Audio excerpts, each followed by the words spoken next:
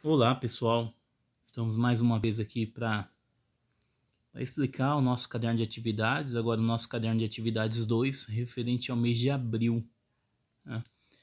É um caderno que a gente recebeu como base, ele veio da CEMED. Vocês vão estranhar a primeiro momento a quantidade de atividades, tá?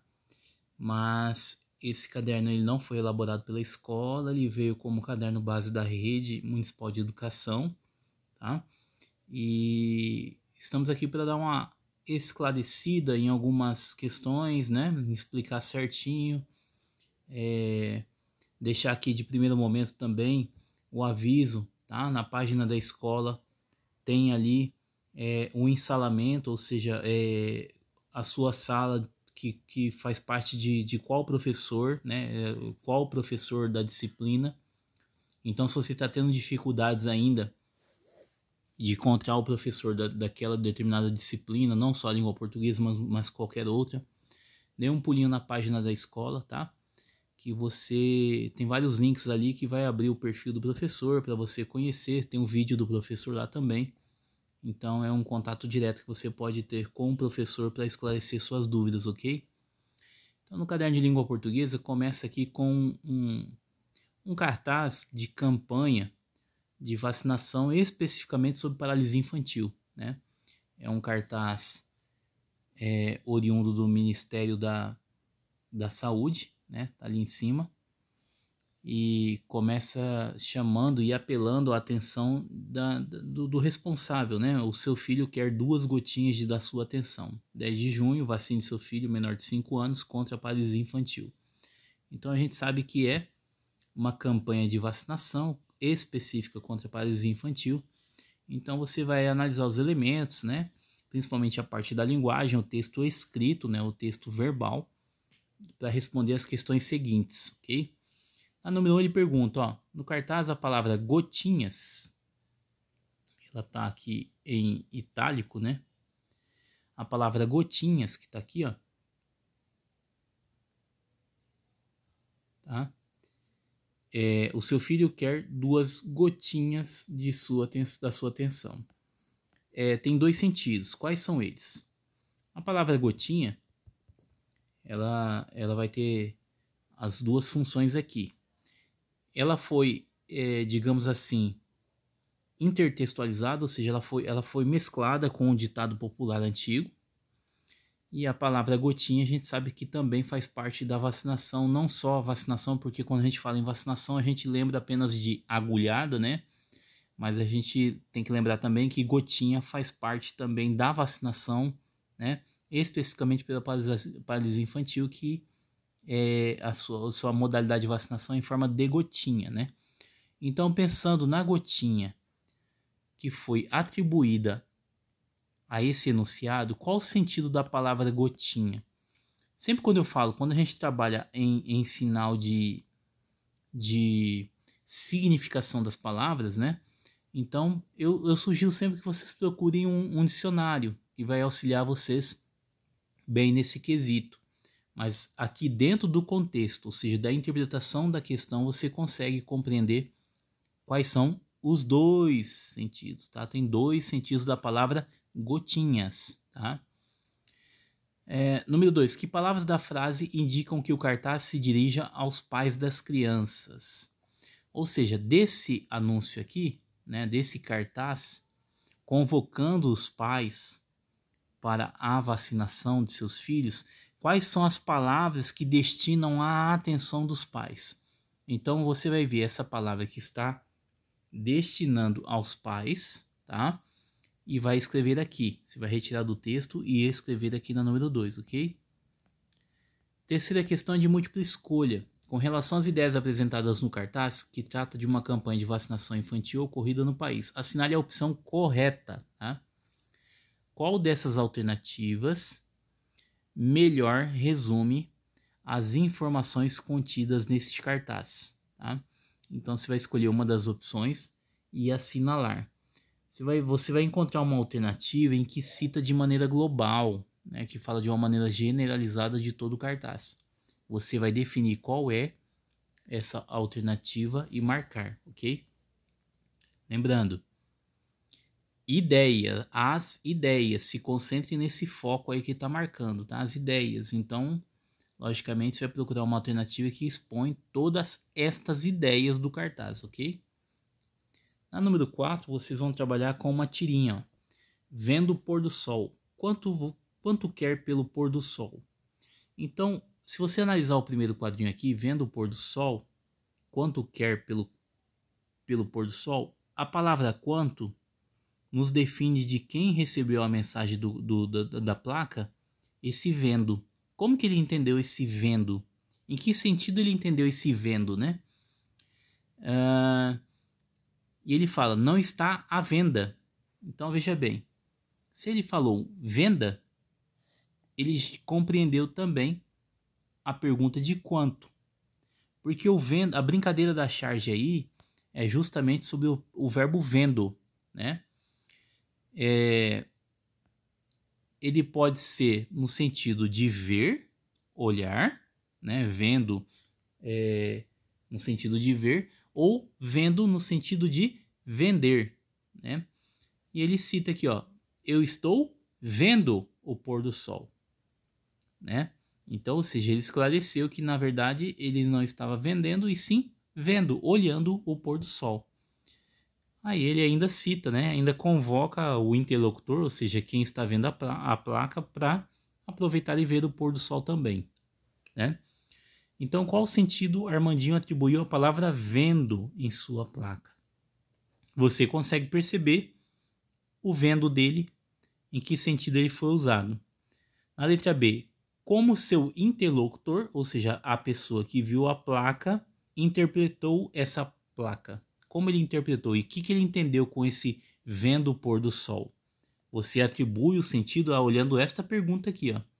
Quanto quer pelo pôr do sol, ok? Na letra C, o que se pode atribuir ao mal entendido na comunicação?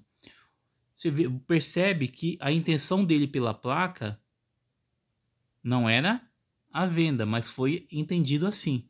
O que gerou esse mal entendido, né? Qual é a palavra, qual o sentido empregado dela gerou esse mal entendido na comunicação, ok? Nós temos aí um conjunto de atividades com 3 textos. Aqui o nosso primeiro texto, né? Ouça e leia a letra da música do Epitáfio, né, de Titãs. Devia ter amado mais, ter chorado mais, ter visto o sol nascer. Devia ter arriscado mais e até errado mais, ter feito o que queria fazer. Queria ter aceitado as pessoas como elas são. Cada um sabe a alegria e a dor que traz no coração. Até então, eu quero que vocês relembrem alguns segmentos da parte de poesia e música, que são textos poéticos, né? Lembrando, olha, que você percebe aqui uma separação. Cada parte dessa a gente chama de estrofe, tá? E cada linha, tá? A gente chama de... Perdão, cortou aqui. Mas cada linha eu vou chamar de verso, tá? Então veja bem, aqui eu tenho essa primeira parte aqui. Eu tenho uma estrofe com 1, 2, 3, 4, 5, 6 versos. Então eu tenho uma estrofe com 6 versos, tá? Quantas estrofes eu tenho? Ou seja, quantas partes, quantos segmentos eu tenho aqui? 1, 2, 3, 4, 5, 6, 7, 8, tá? Então, falando um pouquinho sobre a estrutura do texto poético, tá ok? Você vê que a carga significativa da música é devia, queria, sempre os verbos no modo subjuntivo, uma situação hipotética, né? Algo que poderia acontecer ou algo que poderia ter acontecido, né? E ele brinca com esse sentido de tudo que ele perdeu e poderia ter aproveitado, né? Queria ter aceitado as pessoas como elas são, cada um sabe a alegria e a dor que traz no coração. O acaso vai me proteger, enquanto eu andar distraído, o acaso vai me proteger, enquanto eu andar. Devia ter complicado menos, trabalhado menos, ter visto o sol se pôr. Devia ter me importado menos, com problemas pequenos ter morrido de amor. Queria ter aceitado a vida como ela é. A cada um cabe alegrias e a tristeza que vier. O acaso vai me proteger enquanto eu andar distraído. O acaso vai me proteger enquanto eu andar. O acaso vai me proteger enquanto eu andar distraído. O acaso vai me proteger enquanto eu andar. Essas estrofes que se repetem são os refrões da música, tá? Devia ter complicado menos, trabalhado menos, ter visto o sol se pôr. Então, você vê que os textos estão interligados, né? Este texto, essa letra da música, com a tirinha que a gente acabou de ler sobre ver o pôr do sol, né? Percebeu, né? A questão 5. Após ouvir a letra da música Epitáfio da banda Titãs, qual relação pode se fazer entre a música e a tirinha? Tá aqui, a carga significativa da relação que você vai ver é ter visto o sol se pôr. Qual é o significado disso para o eu lírico da música, né? Ou seja, para quem transmite a mensagem nessa música, né? Qual é a importância do pôr do sol? E qual é a importância do pôr do sol para o Armandinho, ali na tirinha, né? Tem relação entre esses dois textos aí, ok? Releia o trecho da descrição do homem. Por isso estranhei, homem grande, magro, sujo, avermelhado, de tez e de barba, que parou na minha frente. Não conhecia as regras, deveria ser de fora. Sentado no banco, a primeira coisa que eu vi, antes mesmo de olhar a figura, foram os pés. Grandes pés, gretados, cascudos, metidos em 2 sandálias de dedo, solado grosso de pneu. Chamou de cidadão. O cidadão pode me dar atenção? Tá? Ok, vamos lá então. Você vê um texto aí que ele é descritivo, né? Ele descreve as características de um homem citado em um determinado trecho. Na letrada número 6, ele pede para que você localize uma frase nominal. O que é uma frase nominal? É uma frase que não contém verbos. Então lembre-se, frase é aquela que começa, vou usar esse aqui como exemplo, começa com a letra maiúscula e termina com um sinal gráfico, um sinal de pontuação, tá? Ponto de interrogação, 2 pontos, né? Ponto vírgula, que encerra uma ideia, que encerra um enunciado, tá? Então na letra A, ele pede para que você retire desse trecho uma frase nominal, ou seja, uma frase que não tenha verbos, tá? No formulário, esse caderno da CMED, como ele veio de base, a gente não editou, mas no formulário eu acrescentei aqui para vocês, ó, uma explicaçãozinha, alguns exemplos, tá? Alguns exemplos de frases nominais. Então você percebe aqui, ó, cuidado, piso molhado. Você percebe que começa com letra maiúscula e termina com ponto de exclamação. Socorro, começa com letra maiúscula, termina com ponto de exclamação. Rua, né, uma ordem, mandando ir para a rua. Você percebe que começa com a letra maiúscula, ponto de exclamação. Trabalho digno desse feirante, ponto final. Que belo trabalho, ponto de exclamação. São exemplos que eu coloquei aqui no formulário para vocês perceberem que são frases, elas têm um sentido completo, porém elas não têm verbo aí dentro. Se ela não tem verbo, então ela é intitulada como uma frase nominal, tá? Então você vai analisar este pequeno texto aqui, tá? E vai localizar uma frase nominal, ok? Por que o autor optou por omitir os verbos dessa frase nominal? Com que intuito ele não usou verbos nessa frase em que você encontrou? Por que você acha que ele fez isso? Qual é o objetivo dele ter feito isso, tá? Logo quando eu expliquei sobre o texto, já defini o porquê dele ter usado assim, tá?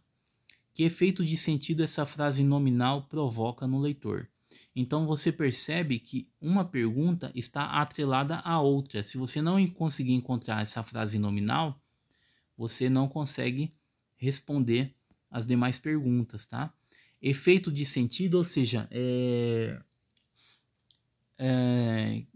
provoca no leitor. Efeito de sentido, ou seja, qual reação, né, o que se espera que o leitor entenda sobre o objetivo dele, né, sobre ele ter feito essa forma de escrita, tá? Ok? Nós temos aqui outro, tá, texto, outro texto em forma de poesia, um texto poético. Lembrando, cada parte desse texto a gente chama de estrofe e cada linha a gente chama de verso, tá? Porque aqui, ó, você vai ler este texto, tecendo amanhã. Um galo sozinho não tece uma manhã, né? Manhã, parte do dia. E toda a carga de atividade vai estar sobre essa palavra tece, tá? Sobre a palavra tece. Qual o sentido que ela emprega, tá?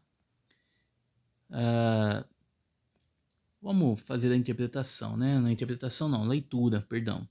Um galo sozinho não tece uma manhã, ele precisará sempre dos outros galos. Você entende aí que ele está falando sobre o trabalho coletivo, o trabalho em conjunto, né? Não o trabalho individual. De um que apanhe esse grito que ele e o lance a outro, de um outro galo, que apanhe o grito de um galo antes e lance ao outro, e de outros galos, e com muitos outros galos se cruzem os fios de sol de seus gritos de galo, para que amanhã, desde uma teia tênue, teia, né? Lembre-se da palavra teia com tece, tá? Tênue, amena, né? Se vá tecendo entre todos os galos. Ou seja, ele está falando aqui no sentido de que vários galos se unem para que formem uma manhã, para que ela possa romper, para que ela possa acontecer. E se encorpando em tela, entre todos se erguendo tenda, onde entre todos se entretendo para todos, no todo, amanhã que plana livre de armação, ou seja, ela se rompe, ela surge, né? Amanhã todo de um tecido tão aéreo que tecido se eleva por si, luz balão. Tá?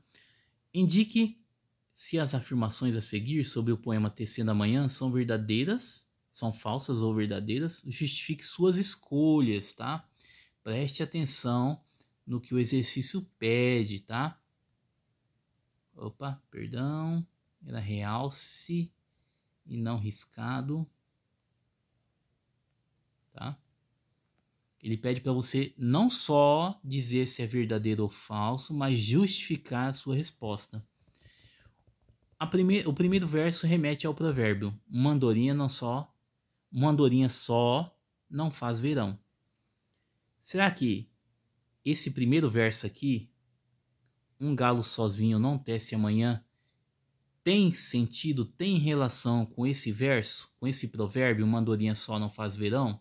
Você vai dizer se é verdadeiro ou falso e justificar sua resposta, tá? O poema enfatiza que o trabalho coletivo não rende fruto algum. Isso é verdadeiro? Isso é falso? O que ele fala sobre a união dos galos? O texto retrata fielmente o nascimento da manhã, destacando o canto dos galos. Isso é verdadeiro? Isso é falso? Isso com base na informação do texto, tá? O poema sugere a importância do trabalho coletivo, né? A gente conversou isso agorinha, ok? Você vai colocar verdadeiro ou falso e justificar a sua resposta, tá? Não deixe a pergunta incompleta, a sua resposta incompleta, perdão. Releia a primeira estrofe do poema. Primeira estrofe, lembrando, tá? Primeira estrofe quer dizer que a primeira parte do texto é essa aqui, ok? Perdão.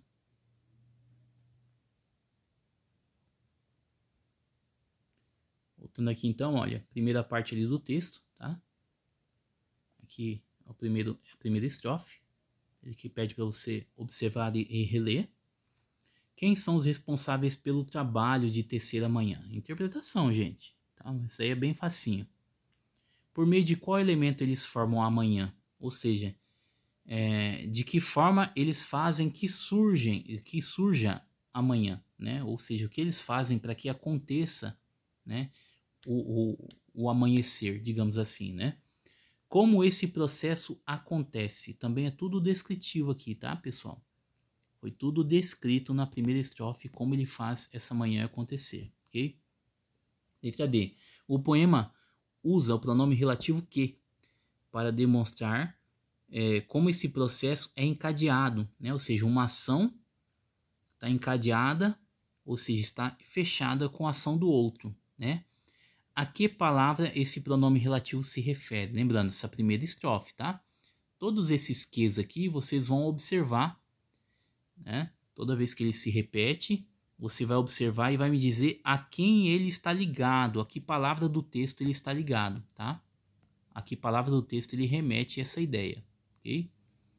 A letra E, de que forma o uso do pronome que ajuda a demonstrar o encadeamento desse processo. Lembra lá do trabalho coletivo dos galos, né? Então, como esse que ajuda nesse processo, né, de um continuar o que o outro faz. Então, é nesse sentido que você vai responder, tá? Questão baseada ali na interpretação da primeira estrofe, tá? A nona atividade. Uma das acepções, ou seja, um dos entendimentos do verbo tecer, é tramar os fios para formar uma teia ou um tecido, né? Tecer quer dizer emaranhar tecido, né? Quer dizer ligar os fios até que se forme um tecido, né? De uma maneira mais informal para te explicar o que é tecer. Considerando essa informação, responda. No poema, o verbo tecer, tá? Ele tem esse significado, ou seja, formar uma teia, né? Uma ponta ligada à outra. Você vai dizer sim ou não e vai explicar a sua resposta, tá? Letra B. Qual é a relação de sentido do verbo tecer com a expressão fios de sol? Né? Lembrando, o que significa tecer mesmo? Né? Tá aqui a definição. E o que significa fios de sol dentro do texto? Tem relação com o trabalho que os galos fazem, tá? Lembrando essa situação, ok? Releia a segunda estrofe. Agora a gente vai mexer com essa parte aqui do texto, tá? Com essa parte do texto, a segunda estrofe, ok? Então, vamos lá. Amanhã é comparada a quais elementos? Identifique-os. Aqui, na segunda estrofe, ele compara amanhã a duas palavras. Comparação quer dizer ou igualar ou diferenciar através de um elemento com o outro. Então, essa manhã, ela foi comparada aqui a quais duas palavras em que ele pergunta, tá? Então, você vai quais elementos, ou seja, quais palavras ali que você vai encontrar na estrofe e vai identificá-los e escrever aqui, ok? Por que amanhã é associada a esses elementos? O que representa esse manhã, essa manhã? Ou seja, o ato de amanhecer é associada com esses elementos que você especificou aqui na letra A, tá? Então, lembrando, uma resposta puxa a outra, tá? No texto 3, nós temos aqui a Declaração Universal dos Direitos Humanos, tá? Quando ele fala universal, quer dizer que essa declaração de que torna todos os homens iguais com seus mesmos direitos, porque a palavra universal, essa carga significativa, né? Porque ela é igual para todos, todos do mundo têm os mesmos direitos, digamos assim, né? É um texto legal para você ler sobre a importância de sermos tratados de formas iguais, né? De não sermos associados nem por, digamos, por etnia, por nações, né? Mas todos de uma forma igualitária, né? Então vocês vão ler um texto, esse texto sobre a Declaração Universal de Direitos Humanos, é um certo trecho, para responder as perguntas seguintes, tá? Também é sobre interpretação do texto ou a função desse texto, ou seja, para que ele foi criado, tá ok? No preâmbulo está o objetivo da Declaração dos Direitos Humanos, ou seja, por que ele foi criado? Por que esses direitos, por que essa declaração aconteceu, né? Por que esses direitos humanos foram criados? Qual é o objetivo disso? Tá? Você vai responder aqui. De acordo com essa parte do texto, quem se comprometeu a promover as ações indicadas no documento, tá? Interpretação e retirando informação do texto, tá? Letra C. Esse aqui é um trabalho de pesquisa, tá? Você não vai achar no texto, você vai ter que fazer um trabalho a mais dentro do seu caderno de atividades.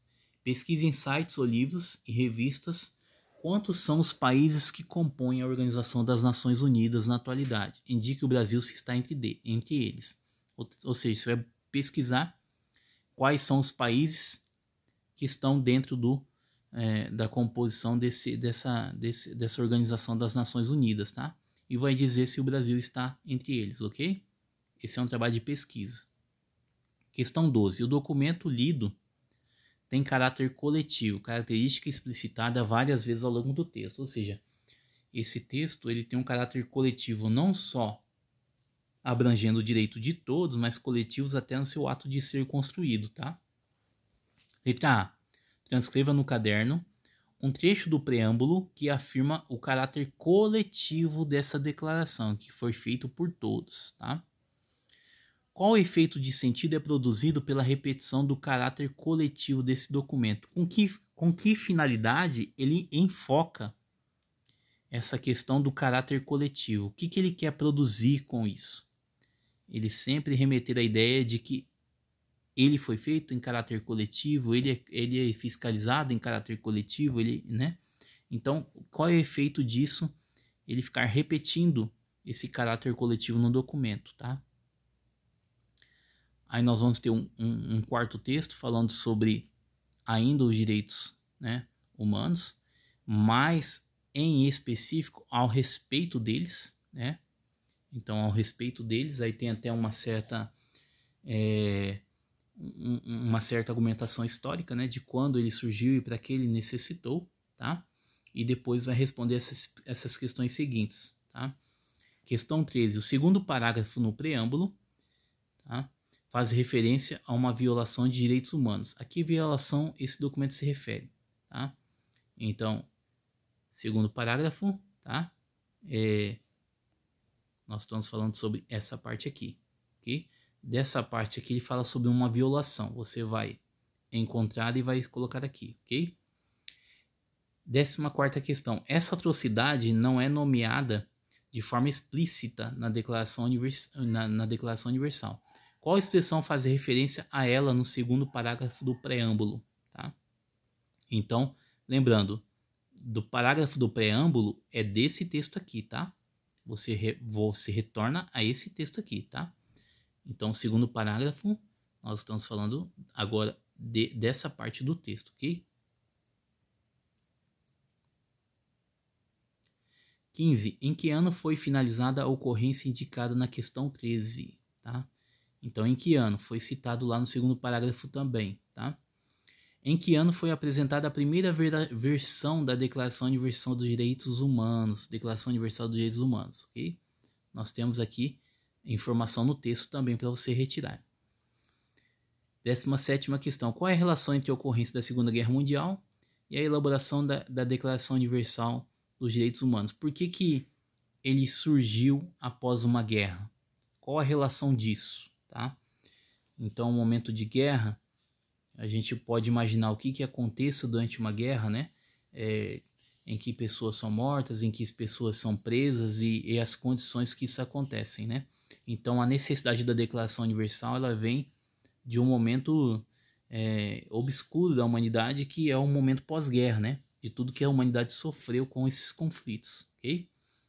18ª questão. Qual a palavra utilizada para introduzir a maior parte das frases presentes no preâmbulo, tá? No preâmbulo quer dizer lá o texto 3, ok? Essa palavra poderia ser substituída sem prejuízo de sentido por qual outra palavra ou expressão. Então, quando você achar essa palavra, tá, que ela introduz a maior parte das frases, você vai descobrir lá, né, até pela repetição dela, o que eu sugiro para você fazer? Vá até um dicionário, pesquise o sentido dela e procure um sinônimo. O que é um sinônimo? Palavra que tenha o mesmo sentido, tá? Para isso que a gente ocupa o sinônimo. ou uma situação que vocês precisam estar habituados também, por exemplo, é quando você vai fazer uma redação e você não conhece uma palavra ou você já ouviu a palavra, mas não sabe como escreve, você procura por um sinônimo, né?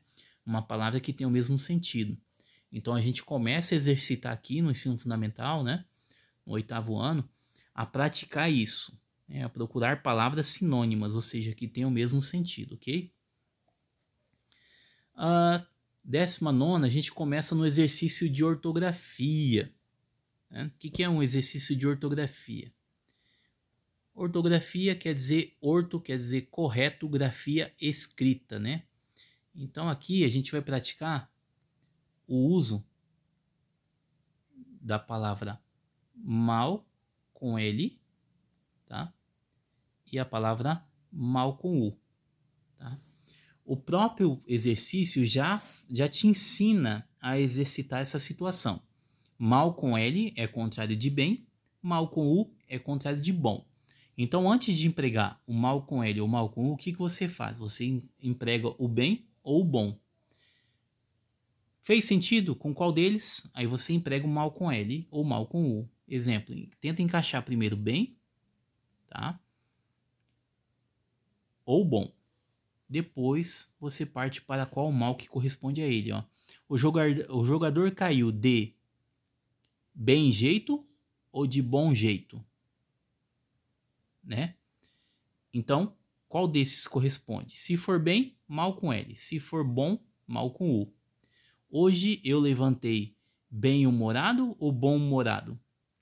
Percebendo qual que você vai encaixar aqui, bem ou bom, vai ser mal com L ou mal com U. Tá? Ok? Exercício ortográfico. Aqui corresponde também à mesma situação. Tá? Só que agora você vai reescrever as frases a seguir empregando A com H ou A sem H conforme for conveniente. Tá? Emprega-se A com referência a tempo passado. Então você vai usar esse A aqui quando for tempo passado. Esse A com tempo futuro ou distância. Então vamos lá. A escola fica a 2 km, então eu acabo te respondendo, porque 2 km é relação de quê? Distância, né? Certo? Há 10 anos que eu não o via. Esse 10 anos é passado ou futuro?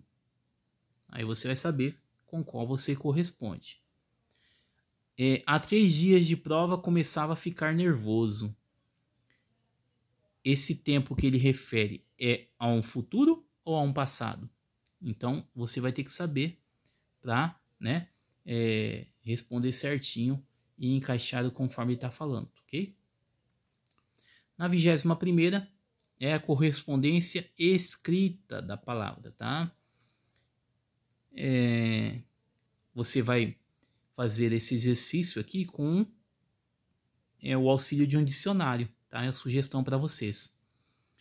Auxilie o dicionário, com auxílio do dicionário você pesquisa e vê a forma correta da escrita. Quando eu falo padrão da língua, é a forma correta da escrita da palavra. Misto é escrito com X ou com S. Quando você definir qual é a forma escrita correta, você vai circular essa palavra, tá? Lembrando que pode ter alternativa aí que tenha mais de uma, tá? Se você procurar no dicionário. Professor, eu procurei no dicionário e as duas formas estão corretas. E aí? Então, isso quer dizer que vai ser circular as duas formas, tá? Eu vejo só uma variação aí que é aceita, tá? Ok? 22ª questão. Você vai reescrever, tá? Essa aqui ela é um pouquinho mais complicada, porque ela envolve regência verbal, tá? Você vai reescrever essas frases, trocando os verbos conforme ele está pedindo. Reescrever a frase, tá? Ontem à tarde, vi 2 filmes com os meus amigos. Você vai reescrever essa frase ontem à tarde, só que ao invés de colocar vi, você vai colocar o verbo assistir, tá? Vai acontecer alguma mudança aqui? Tá? Vai acontecer alguma mudança? De repente eu preciso usar uma preposição, né? ou não. Você vai ter que analisar se o verbo precisa de uma preposição ou não, tá? Na letra B, você vai trocar o verbo gostar, tá? Por simpatizar e desejar por aspirar. Então, o chefe gostou da proposta, você vai trocar esse gostou por simpatizou, pois desejava, aí você vai trocar desejava por aspirava. Mesma situação, tá, pessoal? Na hora da reescrita, eu vou continuar com essa preposição aqui. Será que eu vou continuar com essa preposição?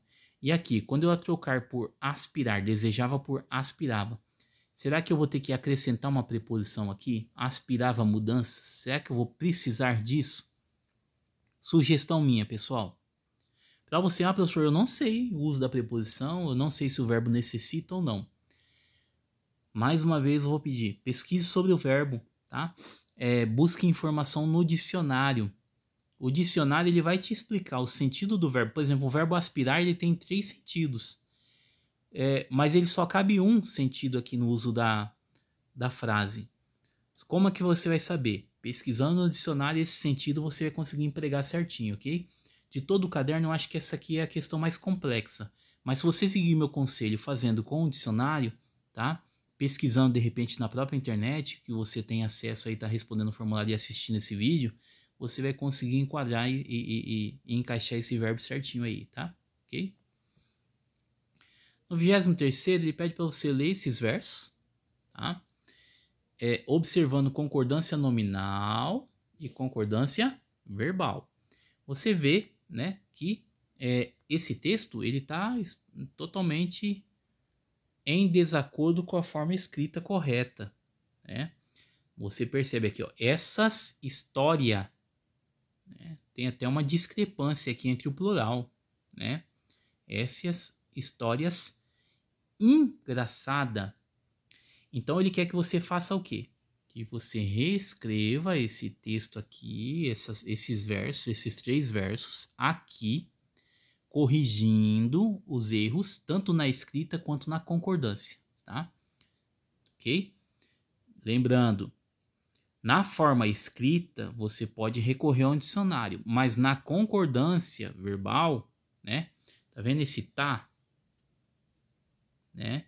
Você está vendo que ele se refere a histórias. Será que ele está corretamente assim?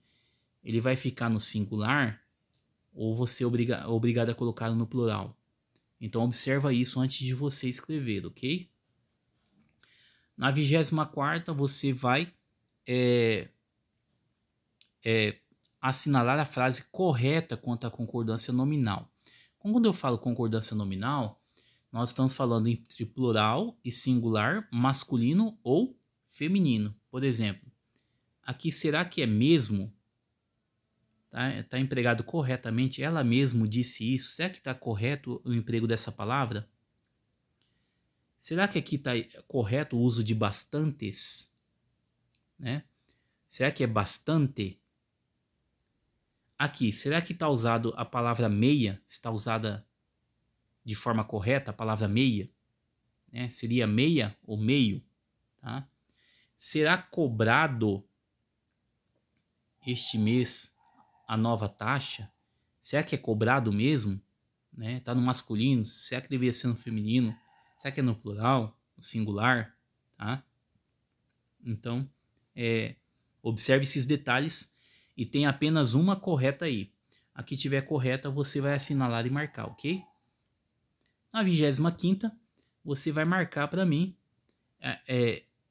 a alternativa que corresponde encaixando corretamente os verbos aí. Você percebe pelas alternativas aqui que alguns verbos estão no singular e outros no plural, tá? Ah, professor, então isso é concordância, concorda com quem? Perceba-se que esses verbos, perdão, são verbos impessoais, tá? No formulário, se você for responder pelo formulário, eu tenho aqui, ó, deixa eu abrir ele aqui. Deixa eu ver se eu tenho ele aberto. Tenho ele aqui, ó. Deixa Deixa eu ir lá na questão 25. Eu coloquei para vocês aqui uma imagenzinha, ó, de quando o verbo fica no singular, tá vendo? Tem as explicações aqui. Quando eu troco, quando o verbo fazer indica tempo, você é obrigado a usar no singular. Quando o verbo haver, ele é usado no sentido de existir, quando ele estiver indicando tempo, você é obrigado a usar ele também no singular, tá? Então observe aqui as regrinhas certinhas para você empregar o verbo, tá? Você talvez não lembre, o ano passado você estudou isso em tipos de sujeito, né? Nos verbos impessoais, que não existe sujeito para os verbos impessoais. Então, se não existe sujeito, não há por que concordar com algum elemento da frase, tá? Esse verbo sempre vai ficar no singular, ok? Então você vai observar aquelas regrinhas para responder aqui, ok? 26ª, na frase, mas gostaria que vocês parassem de cantar. O caderno não veio grifado, mas o verbo que vocês vão trabalhar é parassem, tá? Esse verbo, ele transmite a ideia de uma ação, tá? Esse verbo, ele transmite uma ideia de uma ação completamente concluída, de uma ação que acabou ali no passado. Ele expressa uma ação que está ocorrendo no momento em que ele fala, o parassem. Ele expressa a ideia de um acontecimento possível no futuro. Esse parassem quer dizer que ele está falando sobre algo que poderia acontecer no futuro, ou ele indica um fato incerto ou improvável, né? Então você vai assinalar uma alternativa cujo define em que forma foi empregado esse verbo parassem, ok? 27ª questão, você vai marcar, não vai marcar não, perdão, você vai reescrever, né, essas frases empregando esses verbos que estão aqui entre parênteses, tá? O verbo rever e o verbo caber. Por exemplo, eu tenho aqui um espaço e o meu segundo espaço.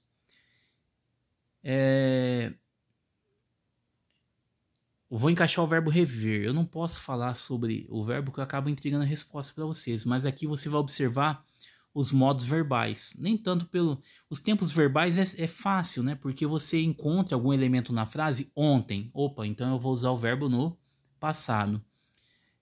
Amanhã, opa, então eu vou usar o verbo no futuro. Mas aqui ele quer que você trabalhe com os modos verbais. Quais são os 3 modos verbais que nós temos? O modo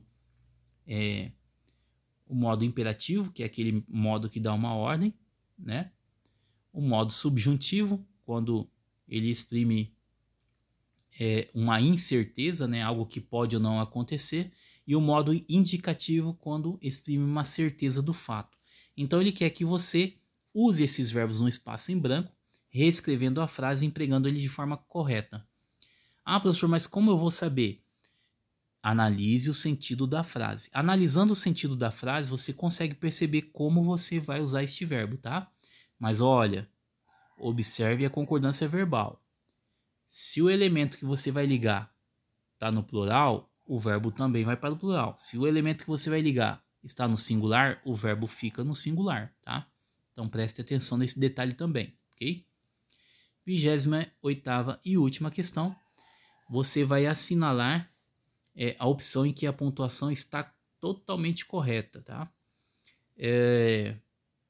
Então você percebe que é quase a mesma frase, né? Ela quase transmite o mesmo sentido, porém ela está usando vírgulas, cada uma de sua forma.